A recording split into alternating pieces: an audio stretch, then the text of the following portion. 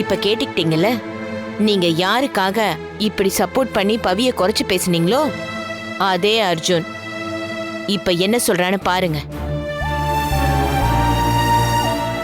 சின்ன பசங்கள்லாம் ரொம்ப தெளிவா தான் இருக்காங்க. ஆனா தெளிவா இருக்க வேண்டிய நீங்க தான் தேவையில்லாத குப்பை எல்லாத்தையும் மனசுல போட்டு வச்சிட்டு இருக்கீங்க. இந்த சின்னஞ்செருசு மனசையும் கெடுத்து வச்சிருக்கீங்க. இனிமேலாவது இது எல்லாத்தையும் தூக்கி எறிஞ்சு தொலைங்க. அம்மா, அப்பா, உங்களுக்கு மட்டும் இல்ல, எல்லாருக்குமே சொல்றேன். ஒருத்தங்களோட பர்த்தை வச்சு அவங்கள பிரிச்சு பார்க்கற மாதிரி ஒரு கேவலமான விஷயம் இந்த உலகத்துல வேற எதுவுமே கிடையாது. வெளியில வேற யாராவது செஞ்சாலே என்னால ஏத்துக்க முடியாது.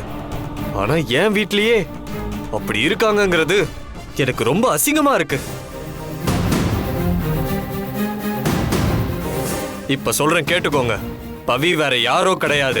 அவளும் இந்த வீட்டோட வாரிசு தான். என்னோட முறை பொண்ணும் கூட.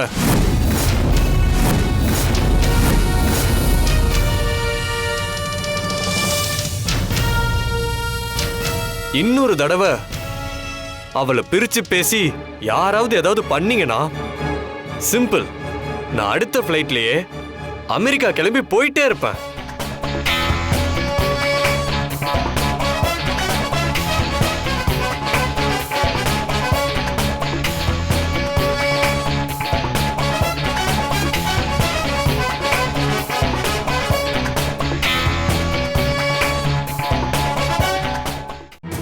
அதான் அர்ஜுன் எல்லாத்தையும் தெளிவா சொல்லிட்டான்ல.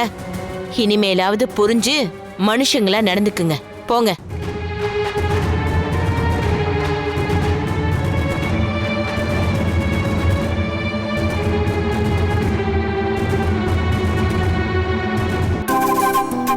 பாட்டி, நீ எதுவும் சொல்ல வேணாம்.